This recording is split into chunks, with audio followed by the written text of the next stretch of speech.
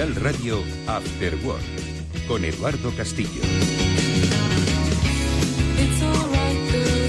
¿Qué tal, amigos? Muy buenas tardes y bienvenidos a lo que es el Cyber After Work. Sí, ahora enseguida vamos a hablar de ciberseguridad, como es habitual cuando nos escuchéis en directo todos los lunes o si nos estáis escuchando en diferido, pero nos permitimos esta pequeña licencia porque ahora mismo suena un grupo de música francés de finales de los años 90 y que yo creo que eran precursores de lo que entonces se conocía como música electrónica. Nos hemos permitido la licencia de ponerlo porque así es como queremos recordar, siempre que nos lo ponía, a nuestro compañero Víctor Nieva, que hoy será el último día que arranque este programa como muchas veces lo ha hecho en los últimos años y que ha inspirado pues aquí a quien les habla pues a tener programas más animosos cuando se encontraba un poquito decaído y también a tener una buena gestión de los problemas que muchas veces se daban pero que vosotros no veíais. Hoy aquello de comenzamos con la gestión técnica de Víctor Nieva, la terminará Jorge Zumeta, pues a partir de mañana no será así. Volverá a serlo, estoy seguro, en el corto plazo. Pero hasta entonces, siempre que suene Stereolab en la sintonía del After Work de Capital Radio, nos acordaremos cariñosamente de él. Así que, como digo, esto es Stereolab, esto es Cyber After Work. Está Víctor Nieva arrancando el programa. Y vamos como siempre con nuestra sintonía normal. Le recordaremos siempre, por supuesto.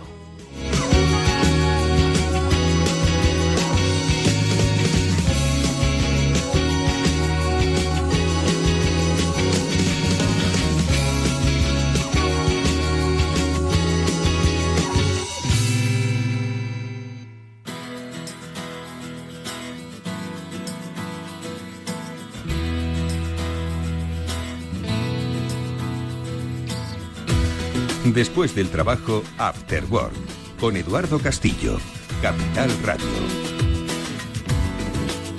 Pues eso, esto es el Cyber After Work, es el programa de ciberseguridad de Capital Radio. Todas las semanas estamos con Pablo Sanemeterio y con Mónica Valle. Ahora enseguida se incorporará Mónica, pero ya lo hace Pablo Sanemeterio, que ha vuelto de Panamá, pues dispuesto a contarnos interesantísimas cosas que hoy vamos a compartir en el programa y también con otros amigos invitados. Estará con nosotros Abraham Pasamar, CEO de Incide, al que apreciamos mucho y que nos contará también un poco cómo está, desde su perspectiva, el mundo de la ciberseguridad y de las amenazas cibernéticas. Lo primero es lo primero, saludamos a Pablo Sanemeterio, ya está con nosotros. Pablo, ¿qué tal? ¿Cómo estás? Buenos días. Bueno, iba a decir buenos días, no, tú estarás con el jet lag todavía. Buenas tardes. Podrían ser buenos días, pero no, estamos aquí ya de vuelta y nada, muy contentos, unas jornadas muy exitosas, llenas de formación, llenas de conocimiento, llenas de compartir, que es una de las grandes leitmotivs de las jornadas. Y oye, ya con la noticia que me has dicho, pues también con darle un abrazo a Nieva, que le vamos a echar mucho de menos. Le vamos a echar mucho de menos, tiene muchas y grandes cosas que hacer y seguro que las compartirá con nosotros muy pronto y nosotros podremos presumir de ellas. Bueno, pues nosotros vamos a seguir con el programa, Pablo, porque son muchos los aspectos que os habéis traído de Panamá, pero también muchos los temas que vamos a comentar con Abraham, un amigo de este programa que luego se conectará, que siempre es bueno escuchar su actualización, ¿verdad? Totalmente. Además, dio una conferencia de más de una hora con demostraciones y con malware real, tipos de incidentes, tipos de ataques, cómo suelen ser estas penetraciones en las organizaciones y todo lo que vamos a ir viendo de pues qué hacen los malos normalmente. Bueno, pues lo veremos a lo largo del programa. También, por supuesto, tendremos nuestro espacio Seguro Panda, un espacio para recomendaciones de usuario que quizás, ¿verdad, Pablo? No por sencillas vamos a dejar de hacerlas, porque muchas veces esas recomendaciones a nivel usuario, ¿no?, que se decía entonces con el tema de la ofimática y la informática, son precisamente lo que hace que una organización pueda caer. Nivel usuario, darle doble clic a un sitio puede hacer caer a una institución que tiene un sistema de protección brutal, ¿no te parece? Sí, son muchos los casos en los que, oye, se han puesto las medidas de protección, se ha formado al personal, pero no se han seguido medidas básicas, no se han seguido un poco un criterio de tener cuidado y al final, pues oye, como decía aquella célebre socorrista, he mezclado una cosa con otra y la he liado parda. Pues eso ha pasado muchas veces en las organizaciones, y pues lo más importante es poner lo básico. Un lema siempre también en la seguridad es fix the basics, arregla lo básico, y ya con eso arreglado y con eso controlado puedes empezar a construir cosas más seguras y más sofisticadas que te van a impedir o le van a impedir a los malos, y lo van a poner más difícil, ¿vale? Porque al final la ciberseguridad 100% no existe, entonces lo va a poner más difícil para que no puedan entrar, y como siempre, pues oye, que se vayan al de al lado en lugar de al tuyo, a tu casa. Exactamente, que se vayan al de al lado, aunque eso suene un poquito mal, que no se vayan a ningún lado, y si se van al de al lado que también haya puesto las medidas necesarias. Bueno, pues de esto y de muchas otras cosas, como digo, hablaremos en el programa de hoy. Lo que vamos a hacer también es un poco contextualizarlo, porque son muchas las noticias que nos dicen, pues, sectores que hasta entonces quizás no eran protagonistas en nuestra sección de noticias, pues empiezan a serlo. No hay sector que se vaya a librar, y todo aquel que tenga una exposición pública es objeto de ciberamenazas. Lo vemos en nuestra sección de noticias, que también hay otras que también definen o marcan el carácter del tiempo que nos toca vivir. Esto de la geoestrategia, esto de la... Hombre, me parece un poco exagerado hablar de Tercera Guerra Mundial, pero sí de una guerra cibernética silenciosa que se está produciendo, sin lugar a dudas también son protagonistas. Venga, estas son las noticias, vamos allá.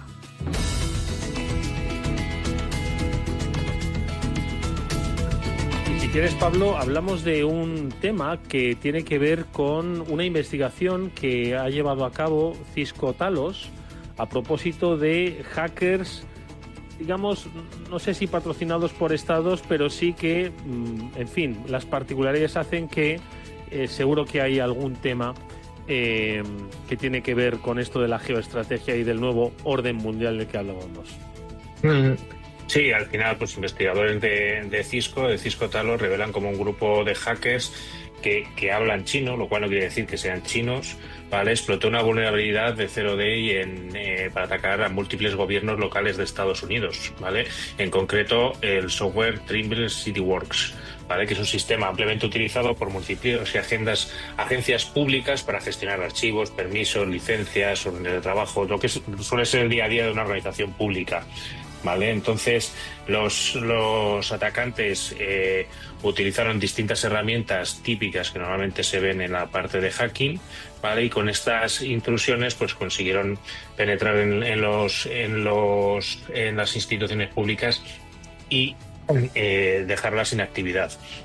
Como siempre, utilizaban una vulnerabilidad crítica que permite una ejecución de código remota, que son siempre las más apreciadas y las que hay que correr más a parchear. Siempre avisamos, yo precisamente me voy a decir un poquito de publi de mi charla de RouterCon en Panamá. Yo lo que hablaba es cómo un grupo atacante en menos de 15 días te había explotado una vulnerabilidad de estas, y a partir de ahí, ya con un pie dentro de tu casa, empezaban a hacer otra serie de actividades donde se veían pues que no se habían tomado esos fix the basic que hablábamos, que la parte de corregir lo básico, pues no lo habían tenido muy en su sitio, con lo cual pues le resultó relativamente fácil al atacante, y en 2 horas había tomado el control de la organización y ya estaba pidiendo rescate. Madre mía, qué eficacia tienen los malos, pero también hay una contraofensiva, ¿no? Y es, por ejemplo, la que ha llevado a cabo, si se puede denominar así, Microsoft, a propósito de un ciberataque masivo con un malware ruso que había afectado a casi 500.000 de ordenadores. Bueno, he redondeado un poco al alza, casi 400.000. Pablo. Pues sí, una investigación en la cual, oye, pues vuelve a ser una parte de colaboración. En este caso estábamos antes hablando de Cisco, como había hecho una investigación. En este caso es la parte de Windows, ¿vale? Cómo ha trabajado junto con el gobierno de Estados Unidos para desmantelar un grupo de malware ruso que sobre todo lo que se dedicaba es al infostealer, ¿vale? Los infostealers normalmente lo que hacen es buscar contraseñas, ya sea de banco, contraseñas de acceso a tus plataformas digitales de empresas, que les den acceso a otros grupos de ransomware. Una de las vías que seguro que Abraham nos va a contar mucho más durante el programa es ver cómo se han ido especializando cada vez más los grupos de ransomware. Los que hacen el cifrador o los que hacen el bloqueo de los ficheros se han especializado en esa parte de malware, pero los que hacen el acceso, los que entran, los que los despliegan, son, digamos, entre comillas, sus socios o sus partners. Y aquí esa parte, pues ahí teníamos como Luma Stealer, pues es una forma de poder vender estos accesos y que los atacantes pues tengan más éxito. Al final es una profesionalización de la parte de los atacantes que aquí, bueno, pues Microsoft ha venido a ayudar para desmantelar a este grupo, Luma Stealer. Bueno, pues aquí tenemos lo que son ataques, ¿no?, que tienen ese carácter de geopolítica o de guerra cibernética a nivel global. Pero también hay pues cosas que se sufren en el día a día de marcas conocidas. Por ejemplo, las que se publican en BitLife Media, el medio que dirige Mónica Valle, a la que ya paso a saludar. Mónica, ¿cómo estás? Buenas tardes. Hola, ¿qué tal? Muy buenas tardes. Muy bien. Perdón por la espera. No. Y estaba escuchando las noticias que también estabais comentando. Así que vamos allá. ¿Por cuál quieres ir ahora? Pues mira, yo quiero ir con la más famosa, porque es que antes decía, bueno, la más famosa, quizás la más conocida. Antes decíamos que no se libra nadie, que hay sectores que apenas salían en nuestra sección de noticias. Aquí hemos hablado de ayuntamientos, hemos hablado de grandes compañías, hemos hablado de proveedores, hemos hablado de hospitales. De hospitales también vamos a seguir hablando, por cierto. Pero nunca habíamos hablado del mundo del fútbol, que yo recuerde. Hemos hablado de aerolíneas, hemos hablado de todo tipo de compañías, pero del mundo del fútbol no habíamos hablado en la sección de noticias y ciberincidentes, que yo recuerde. Pero bueno, en cualquier caso, tampoco están exentos. Y vosotros lo publicáis, Mónica, el Deportivo de La Coruña, porque hay muchos Depor, que yo soy de la vieja escuela de cuando el Deportivo era el Depor y casi que estaba a punto de ganar ligas. Bueno, pues ha sufrido... estoy pensando que estoy desvelando mi edad, ¿no?, con estas historias de ancianos. No tanto, Pablo. No tanto. Bueno, pues vamos a las noticias. Mónica, ha sufrido un ciberataque el Deportivo de La Coruña y le han robado datos de los abonados. Así ha sido, pues es una noticia que no solamente hemos publicado los medios de comunicación dedicados a la ciberseguridad, sino que la han publicado otros medios generalistas y, por supuesto, medios de comunicación y periódicos deportivos, claro, porque en este caso el Real Club Deportivo de La Coruña ha comunicado a sus abonados mediante, en este caso, un correo electrónico enviado a todos los usuarios afectados que han sido víctimas de un acceso no autorizado a sus sistemas informáticos. ¿Y qué es lo que ha pasado? Que han resultado expuestos datos personales de los socios del club. En principio, pues no ha habido comprometidos datos financieros ni bancarios, que son los más sensibles, ¿no? Pero sí que se ha filtrado información que identifica a los usuarios, nombres, ya sabemos, apellidos, direcciones de correo electrónico, que al final son datos que, aunque no son tan sensibles como los bancarios o un DNI, sí que te pueden identificar y, sobre todo, pues al final esos usuarios son blanco de posibles fraudes, de suplantación de identidad. Siempre decimos que cuando nuestros datos acaban en esas bases de información de los ciberdelincuentes, los van a usar para intentar lanzarnos otros ataques. Así que mucho cuidado con esto. De hecho, Pablo, si leemos el detalle, ¿no?, de la noticia que publica BitLife Media, podemos comprobar cómo el ciberataque se produjo hace nada, una semana aproximadamente, y cómo se produjo una intrusión en uno de los servidores alojados en la nube de Amazon, el Amazon Web Services, ¿no? Cuento esto porque yo creo que es interesante entender que uno también tiene que protegerse en la nube, que lo hemos dicho por activa y por pasiva en este programa, cuando hemos hablado de las diferentes tecnologías de protección, ¿verdad, Pablo?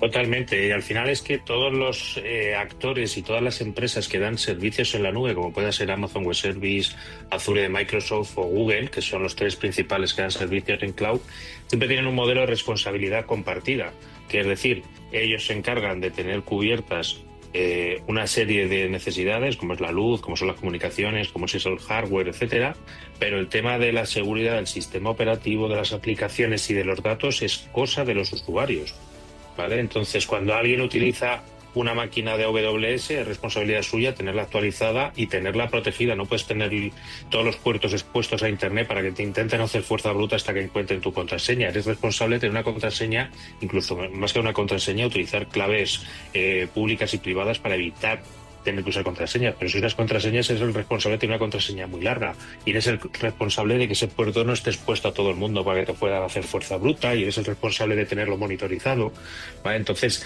ese esquema de responsabilidad compartida entre el hoster o el cloud y tú como usuario es muy importante que las empresas lo tengan claro y lo sepan utilizar.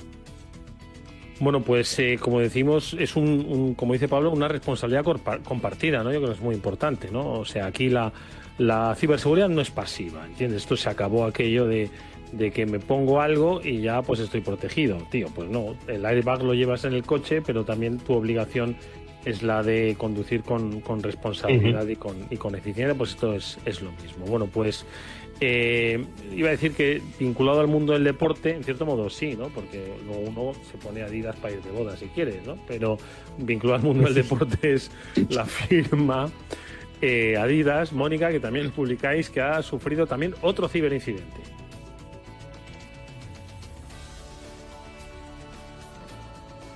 Mónica, creo que estás muteada. Sí, hoy sí, Mónica no, está muteada. Bueno, Pablo, pues eso, la firma de ropa deportiva, Adidas, sufre un incidente también de robo de datos que afecta, en este caso, a su servicio de atención al cliente. Exacto. Al final, pues la empresa alemana ha comunicado la brecha, que como siempre, ¿te acuerdas que hablábamos siempre de la cadena de suministro? De esa cadena de suministro en la cual, oye, pues tú eres Adidas, pero usas un montón de empresas que te ayudan en tu día a día de negocio. Y una de esas ayudas es ayudarte a gestionar la atención al cliente, ¿vale? Entonces, bueno, pues esos datos que tienes que tener de tus clientes, pues se han visto vulnerados, se han visto filtrados por un problema de seguridad de esa empresa con la que colaborabas. Al final, Adidas ha visto obligada a notificar a los usuarios que sus datos se han visto expuestos, como siempre se suele decir, pues que no se han visto comprometidos ni datos bancarios, ni contraseñas, ni información relacionada con pagos, pero es que muchas veces esa información, que sea muy sensible, con nombre, apellidos, dirección, correo electrónico, número de teléfono, muchas veces los malos tienen ya más que suficiente para lanzar ataques de ingeniería social.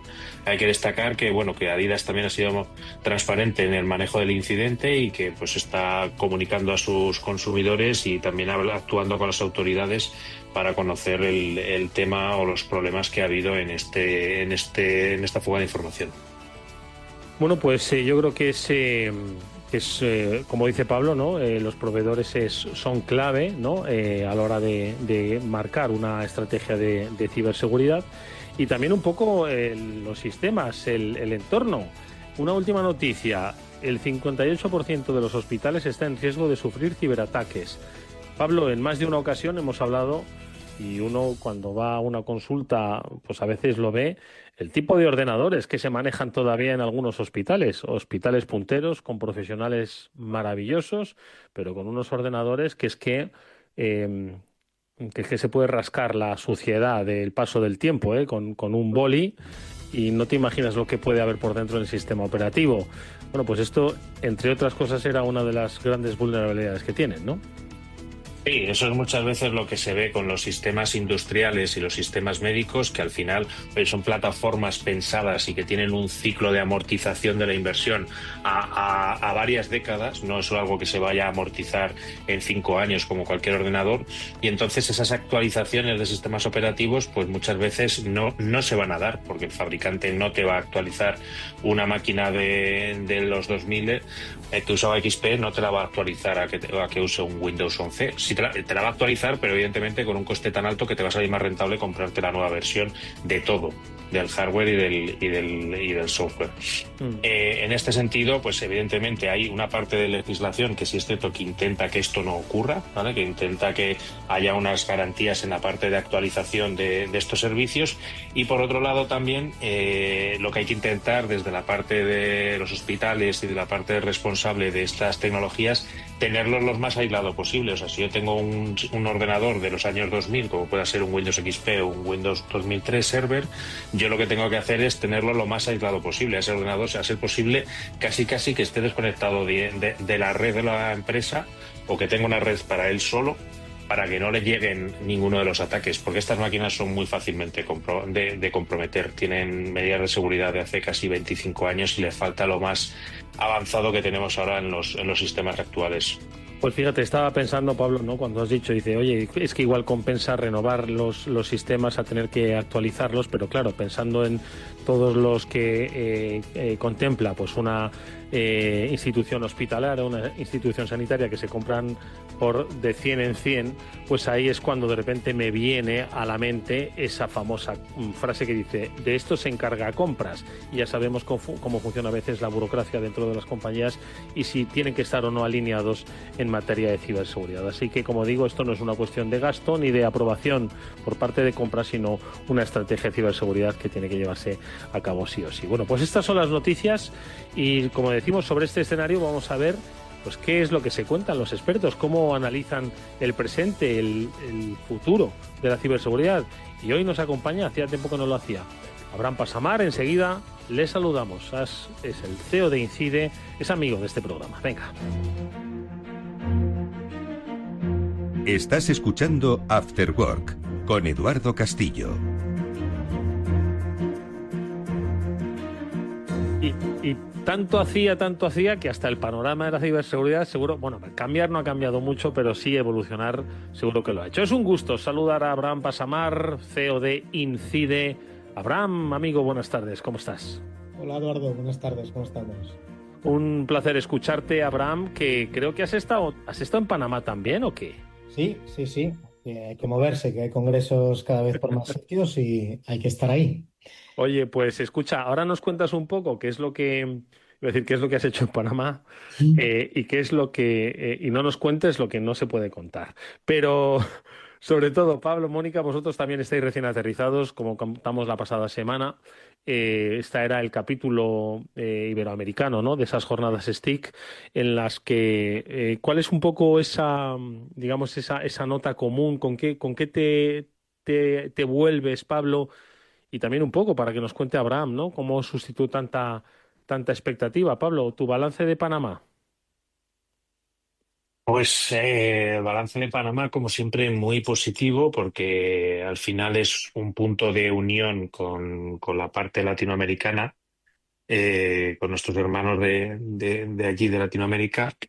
Y da mucho, tienes muy buena acogida y tienes mucha gente que agradece que estés por allí. Estamos hablando de charlas como las que nos dio Abraham, que seguro que nos cuenta ahora luego, las que dio Lucas Varela, con el que tuve la suerte de estar todo el jueves haciendo talleres, las que dieron ponentes locales también, que fueron muy interesantes y que hablamos pues de cómo cosas tan frikis, si quieres, o tan técnicas como las nuevas formas de programar en aplicaciones móviles y cómo se puede hacer ingeniería inversa sobre ellas, etcétera, etcétera. O sea, y también la parte un poco más normativa y la parte más, digamos, de cumplimiento que tienen que tener todas las organizaciones para asegurarse que se van poniendo controles de seguridad y que es un poquito más difícil que las comprometan. Mm. Mónica, que estás por ahí, te hemos recuperado. ¿Tu balance de Panamá? Pues fijaos, comentábamos la semana pasada, antes de arrancar, que uno de los lemas de este evento ha sido siempre en sus 5 ediciones la importancia de compartir información, de colaborar, de cooperar y, de nuevo, ese ha sido el leitmotiv, ¿no? Fijaos que ha habido más de 1.700 participantes de más de 33 países, es que 33 países, no solamente Iberoamérica, lógicamente, ¿no? Y al final te das cuenta de que en todos los países que han ido contando sus experiencias, que es una de las claves, ¿no? Contar qué es lo que ha pasado aquí, qué es lo que ha pasado en el otro país o en determinadas infraestructuras críticas o servicios públicos o empresas. Hay muchos retos comunes, hay muchos ciberataques que se comparten pero al mismo tiempo muchos desafíos diferentes, ¿no? Al final cada país tiene sus propios desafíos, su propia idiosincrasia. Bueno, el apagón de España fue protagonista en bastantes de las ponencias y de las mesas redondas. Se comentaba, ¿no? Como al principio se pensaba que era un ciberataque, pero luego no. Se comentó mucho también, vinieron muchos representantes de Costa Rica para comentarnos su ciberataque masivo, que ellos sí que vivieron un ciberataque que afectó a todo el país de una forma muy amplia y muy masiva también, ¿no? Y al final se hizo ese ejercicio de cooperar y de compartir información, de compartir conocimiento y experiencias, que es una de las claves y yo creo que realmente superó expectativas en ese sentido, ¿no? Y Abraham estuvo, si no me equivoco, corrígeme, Abraham, entre otras cosas, yo creo que haciendo una charla interesantísima que yo creo que llamó pues mucho, vamos, mucho la atención por el contenido, ¿no? Porque quisiste hacer una autopsia a un ransomware. La anatomía de un ciberataque real. Se hace la autopsia cuando uno ya pues puede hacerla porque hay rastros, ¿no? Estamos hablando de forense, ¿no? Entonces, cuéntanos un poco por qué quisiste abordar este tema y un poco lo que contaste, ¿no? Que sí, yo creo que es interesantísimo pues para aquellos que no pudieron estar en Panamá, pero bueno, seguro que luego se podrá compartir por parte del CCNCERT esa charla con posterioridad, pero cuéntanos un poco. Sí, correcto. Con el título y el término autopsia que destacas, pues lo que buscaba era un poco, bueno, que se viese claramente que iba a hablar sobre ransomware, pero desde una perspectiva también forense, ¿no? Bajando un poco y tratando de enseñar por dentro, pues con toda la confidencialidad debida, ¿no? Velando los elementos que no se deben enseñar, pero mostrando el máximo posible para que la gente viese de cerca pues cómo vivimos en empresas especializadas como Incide y en otras, junto con los clientes, pues cómo se vive un incidente real y qué pueden hacer para estar preparados para cuando ocurra, cómo reaccionar para pararlo a tiempo y sobre todo, pues bueno, si ha ocurrido, qué lecciones aprendidas se puede sacar de ello, ¿no? Y coincido con los compañeros que estuvimos allí los tres, tanto con Mónica cuando comenta el tema de colaboración, y menos mal que estaba Costa Rica, porque si no hubiéramos monopolizado el Mm. tema de incidentes con el apagón. Pero sí, sí, es verdad que Costa Rica sufrió un ataque de esta tipología, como la charla que yo describía, que la centré en uno de los ataques que nosotros pues hemos vivido, ¿no? Desde la empresa y hemos ayudado al cliente a salir de esa situación. Pero Costa Rica sufrió a nivel de país que, aunque sea un país relativamente no muy grande, pero es un drama y hay que estar preparado para abordar esas situaciones porque improvisar es lo peor que se puede hacer, ¿no? En esos casos. Y nada, intentamos que fuera un poco, bueno, pues que los directivos, que los directores viesen, bueno, qué cosas tienen que hacer y que la gente técnica, porque siempre en el entorno Ruta tratamos de tocar la parte técnica, tuviese suficiente componente como para animar a la gente, ¿no? Que estuvimos pidiendo, tanto Lucas Varela, Pablo y yo por ahí, que la gente pues que presentase papers, ¿no? Porque, bueno, al final todavía se resisten un poco, pero la verdad es que había un montón de estudiantes súper interesados y esperemos que para próximas ediciones pues se animen a presentar charlas y evidentemente pues no siempre se las van a aceptar, pero la insistencia y la perseverancia es muy importante. Oye, Abraham, hablabas de ransomware, ¿no? Y luego también un poco de cómo restaurar esos servicios críticos, de cómo Ujú. gestionar, en fin, una serie de acciones, ¿no? Que son, pues, un poco las recomendables. Entonces, y hoy, de todas formas, yo te quiero preguntar, el mundo del ransomware hoy, ¿en qué estado nos encuentra? No sé si oías las noticias esta mañana digo, madre mía, cómo estoy, al comienzo del programa, ¿no? Sobre, bueno, pues las actividades, ¿no? Digamos, de hackers, digamos, patrocinados o amparados, ¿no? Claro. Por estados. Eh, ¿Cómo está ahora mismo el mundo de sensible? ¿Cómo está el mundo de conectado? El tema ransomware ahora mismo, si lo tuvieses que definir ahora en este preciso instante, ¿cómo lo calificarías? ¿De más peligroso que nunca, más sofisticado que nunca, más burdo que nunca? Pues está en plena forma, para que vamos a mentir. Es decir, es un negocio muy lucrativo y los atacantes lo saben. Es verdad que a veces vemos cosas como ahora, por ejemplo, pues hay un grupo que ha cesado, digamos, su actividad desde abril, uno de los, digamos, top 5, top 10, ¿vale? Pero aún así, esto hay que entenderlo como, bueno, a veces son luchas internas y otras veces simplemente es un lavado de cara, evitar el traqueo de las fuerzas de seguridad, etcétera, y reaparecerán, no te preocupes si no se integran en otros grupos, ¿no? Pero están en plena forma.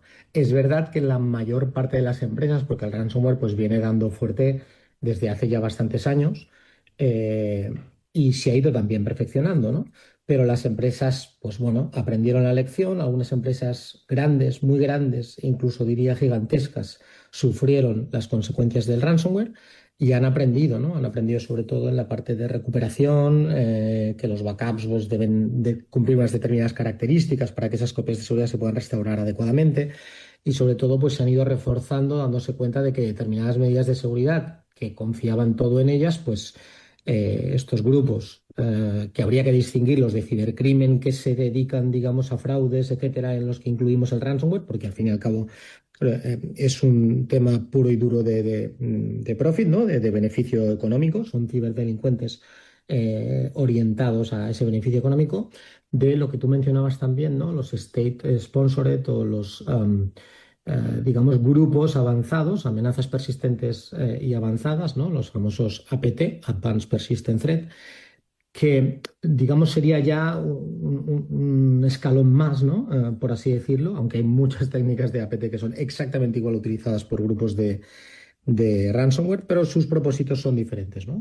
Los grupos avanzados sponsorizados pues buscan obtener información para proporcionar a sus estados y con esto ser más competitivos también en el mercado, pero buscan la información como prioridad de qué están haciendo adversarios y a veces no tan adversarios, ¿no?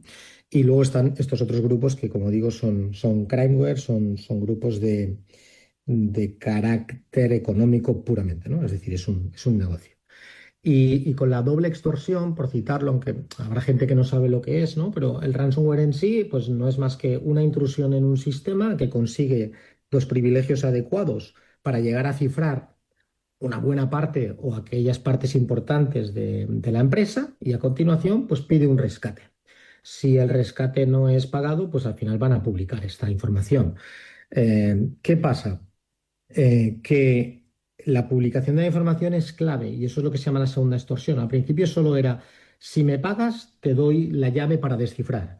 Pero como digo, las empresas se han cubierto, han mejorado, tienen mejores sistemas de respuesta y por tanto son más capaces de restablecer los sistemas a cómo estaban previos al ataque y por tanto no sería necesario pagar.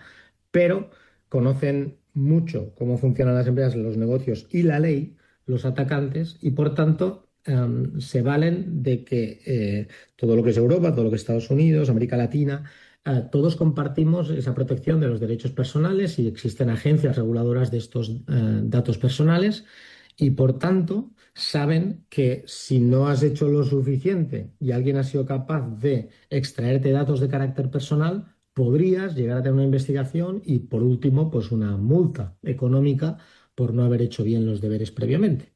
Entonces los atacantes, que son bastante avispados, hacen esta segunda extorsión. Es decir, antes de cifrarte la infraestructura, yo me llevo información y no me llevo cualquiera. No van tanto a por secreto empresarial X, sino que van directos a por datos de carácter personal, a por nóminas, a por documentos de identidad, pasaportes, datos médicos, si estamos hablando de entorno médico, etcétera, ¿no?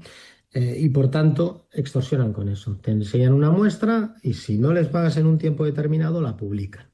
Y frente a eso hay muy poco que hacer, porque no hay medida técnica ni investigación. Si ya te han sacado la información, te ves forzado o a aceptar las consecuencias de esa investigación y crees que lo tenías todo bien y puedes superar esa prueba, pero es una incertidumbre, o a tener que negociar con un delincuente que tampoco te va a garantizar plenamente que lo va a destruir, pero bueno, es cierto que la experiencia dice que si se accede a ese pago, pues ellos no publican abiertamente esa información en unas webs que tienen en Tor, ¿no? En servidores hidden de Tor, donde las fuerzas de seguridad no pueden hacer prácticamente nada y ellos pueden publicar ahí libremente todos los datos que quieran y al final, pues prácticamente es de dominio público. Mónica. Sí, es impresionante, Abraham, porque lo has descrito perfecto. Se nota que has tenido que lidiar con este tipo de casos unas cuantas veces, ¿verdad? Unos Y, pocos, unos pocos.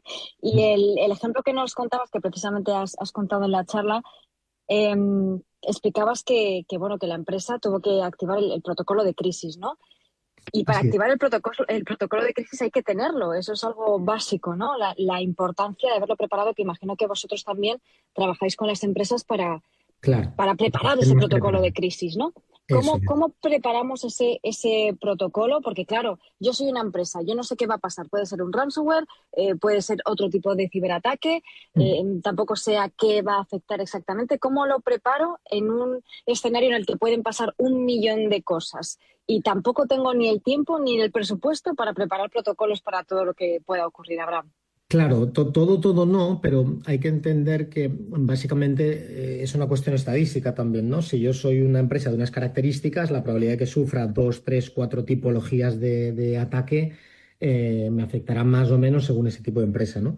Pero el ransomware, digamos que es la primera amenaza, porque es lo más activo que hay y lo que está demostrando hacer más daño, ¿no? Aunque también hay otros fraudes tipo fraude del CEO o fraudes BEC que pueden llegar a ser económicamente bastante sangrantes, ¿no? Pero el ransomware es mucho más, porque no solamente es el tema económico, tanto si uno está o necesita negociar como si no, sino que afecta a muchísimas cosas. Sistemas de producción caídos, afecta a la imagen de la empresa, a una corporación le puede hacer muchísimo más daño ese tema de la imagen que cualquier otra cosa, ¿no? Depende del tipo de empresa que de servicio, pues todos sus clientes afectados sin poder acceder, sin poder modificar, sin poder eliminar sus datos personales, etcétera, pues es un drama. Y luego el negocio en sí, ¿no? El no poder operar y el cada día pues no estar facturando, ¿no? Y eso es terrible. Entonces, esa es una de las primeras que más se plantean como escenario para trabajar. Es decir, por un lado, ¿qué medidas técnicas tiene la empresa para hacer frente a esto? Y eso se revisa y se dice, pues aquí estás preparado, aquí no. Pero siempre hay que suponer que la crisis va a ocurrir. Esto lo que hacemos mucho también es simularlo, ¿no? Hacer lo que se llaman los ejercicios tabletop, que son simulacros de ciberincidente. Entonces, hay empresas que están, la mayoría, interesadas en el ransomware, pero otras también quieren tocar otro tipo de incidente, ¿no? Entonces ahí se pone sobre la mesa un tipo de incidente como puede ser un ransomware y se empiezan a lanzar datos y la empresa tiene de alguna manera que responder cómo haría y los diferentes departamentos. Ahí puedes tener departamento de comunicación, departamento legal, la dirección, el gabinete de crisis, los técnicos, etcétera, ¿no? Y ver un poco desde una perspectiva simulada y de diálogo que se va haciendo y otras veces pues también intercambio de documentación, pues esto lo tenemos así o esto lo tenemos así o esto lo haríamos de este modo. Y se van dando más datos de manera que ellos se van viendo un poco pues con ese agua al cuello, ¿no? Es lo que se trata de provocar, una situación que realmente es lo que ocurre y cuando no hay ningún tipo de preparación es muy estresante. O sea, el nivel de estrés que pueden llegar a tener las personas que están involucradas en un incidente, los directivos y los el personal técnico que se involucra en esto cuando no tienen prácticamente un protocolo, cuando no saben qué hacer, es terrible. Porque uno dice, bueno, pues llamaré a una empresa como INCIDE experta en respuesta a incidentes. Ya, a lo mejor no pueden ni llamar prácticamente, porque no puedes ni enviar la información, no tienes acceso a un montón de cosas, no hay comunicaciones, no tienes montados los canales paralelos para evitar utilizar los canales corporativos que podrían estar comprometidos también, etcétera, etcétera, ¿no? Entonces, todo eso muchas veces pues hay que improvisar y realmente es complicado, ¿no? Y mucha gente queriendo opinar hasta que se dan cuenta de que, mira, os va a pasar esto, esto, esto y esto, y más vale que vayamos rápido, ¿no? Tomando decisiones. Y nuestra misión siempre pues es actuar y sacar en el incidente el mayor número de datos posibles de valor para que puedan tomar decisiones de negocio oportunas. Pero lo ideal, como tú dices, y en todo ciclo de respuesta a incidente, el más importante es la preparación. Pero no basta con tener en un papel 3 números de teléfono, ¿no? Hay que saber bien todas las cosas, hay que prepararse, tener pues contratos, SLAs de cómo tu partner va a actuar. Por ejemplo, en nuestro caso, pues cuánto tardaríamos en hacer esta respuesta. Y todo lo que hayamos avanzado antes, en una etapa en la que no pasa nada, ayuda a tener claro internamente en la empresa qué tiene que hacer y a los accesos que hay que garantizar para que podamos empezar a dar información lo antes posible, ¿no? Y eso es fundamental. Si no se hace, luego se sufre mucho, la verdad. Pablo. No, esa parte, Eduardo, que comenta Abraham de preparación, yo creo que es lo más importante. Y además, que eso se hace antes del incidente. Si lo intentas hacer en el incidente, ya es tarde. Ya Claro. eso es como alguna imagen que veo de un coche de Fórmula 1 que ya se ha chocado y está volando. Pues ahí ya es tarde para ponerle los cinturones y todas las medidas de seguridad. Ahí ya estás en medio del accidente. Entonces, en ciberseguridad pasa lo mismo. Y yo le quería preguntar a Abraham un poco. Hemos visto un poco lo que tienen que hacer las empresas, cómo suelen actuar los malos, es decir, cómo suele ser una intrusión típica y qué deberían hacer las empresas para protegerse de esas intrusiones típicas. Sí, sí, vamos a intentar dar algunos consejos rápidos que son fundamentales. Luego hay que mirarlo con más calma porque luego puede haber muchas variantes, ¿no?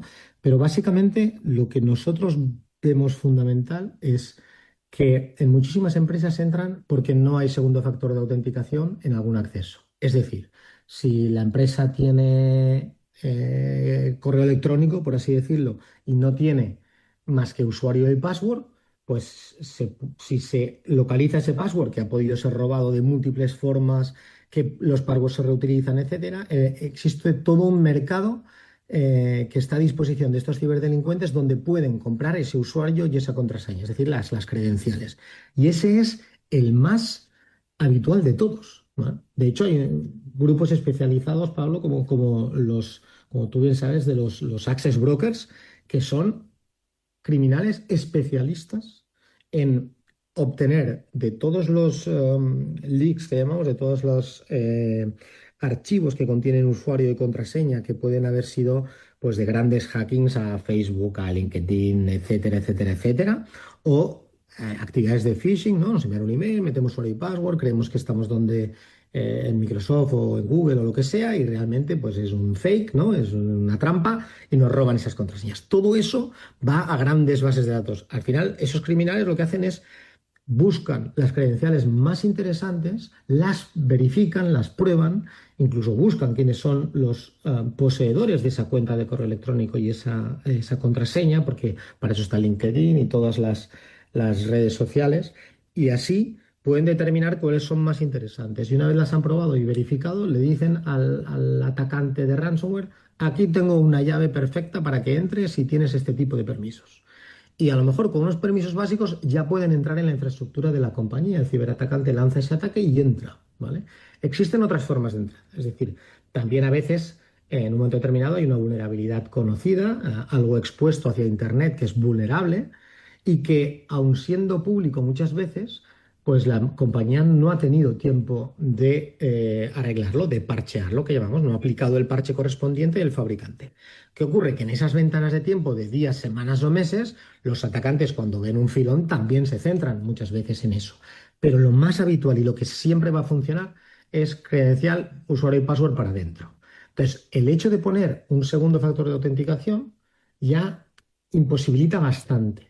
Lo que ocurre que a veces lo tenemos en la VPN, pero no lo tenemos en unas máquinas que tienen no sé dónde y por ahí han podido entrar. Es decir, por pequeña que sea la ventana, se pueden colar igualmente, aunque tenga las tres puertas principales cerradas, ¿no?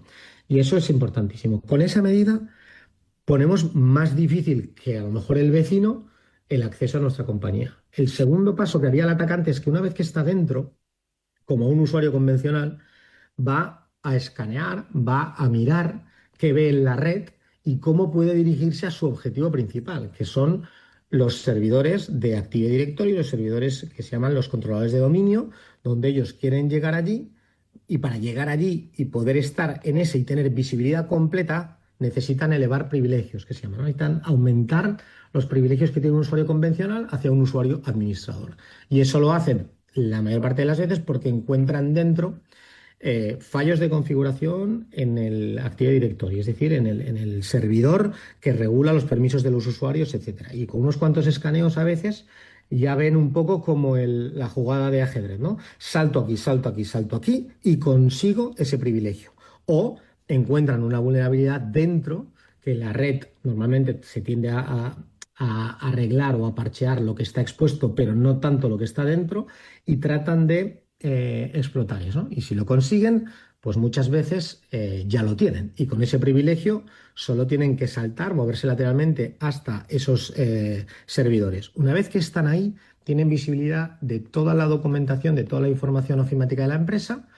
Ellos ya son muy hábiles en buscar aquellos directorios y es tal cual, ¿eh? O sea, se van directos a recursos humanos y cosas así para buscar si hay nóminas, pasaportes, DNIs, etcétera, etcétera, o depende de la tipología de empresa, pues similar. En un hospital pues se irían a informes clínicos y sobre todo los de cierto tipo y empiezan a sacarlo de la compañía. Empiezan a sacar esa información y una vez que han estado un tiempo sacando esa información, y es muy breve normalmente, ¿eh?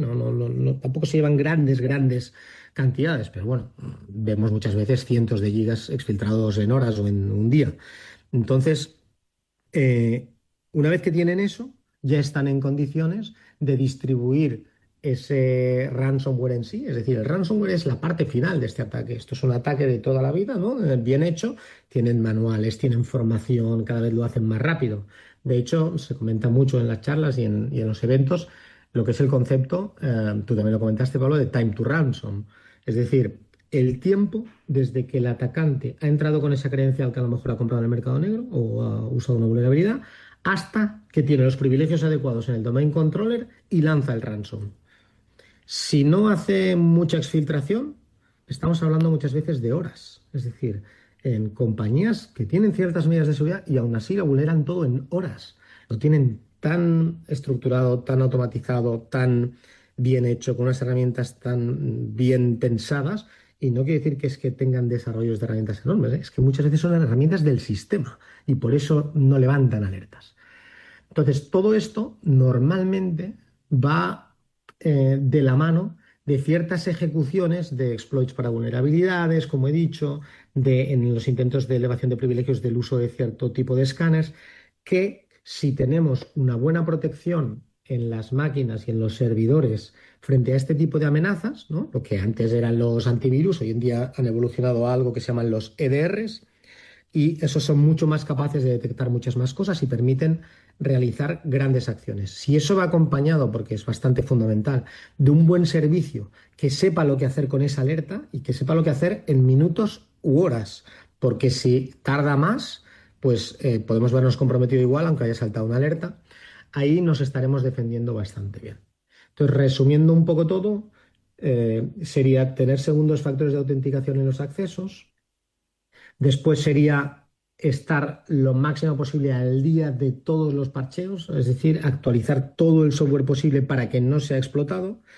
Después tendríamos una buena protección, tanto en servers como en endpoints, como en los PCs, o los Mac o los Linux que se dispongan, de un EDR acompañado con un servicio que te sepa reaccionar, o si la propia empresa lo tiene y lo gestiona, pues directamente desde el servicio, que sepan reaccionar de manera muy temprana a esas early detection, ¿no? A esas detecciones tempranas en los endpoints. Y además, pues lo mejor configurado posible el Active Directory para evitar problemas de configuración que les permitan escalar, ¿no? Eso serían como el ABC de que eso lo necesita cualquier compañía, ¿no? Que tenga este tipo de infraestructura. Y después ya podemos ir añadiendo más capas de protección, duplicando el tipo de, digamos, de visibilidad de alerta por capas para no dejar todo en una única herramienta que puede ser eludida, ¿no? Porque tienen muchos recursos para poder hacer esto. Fíjate que Eso sería más o menos el ABC.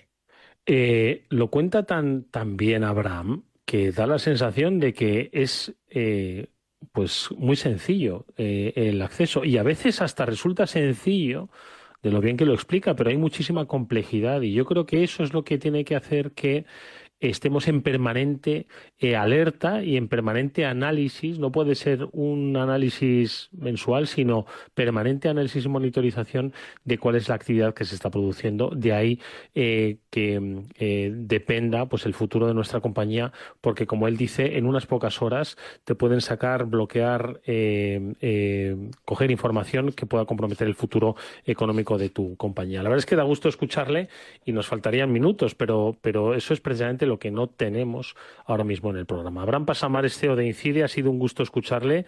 Le escucharemos antes y más tiempo la próxima vez. Gracias, Abraham. Eduardo, será un placer. Un fuerte abrazo. Adiós a todos.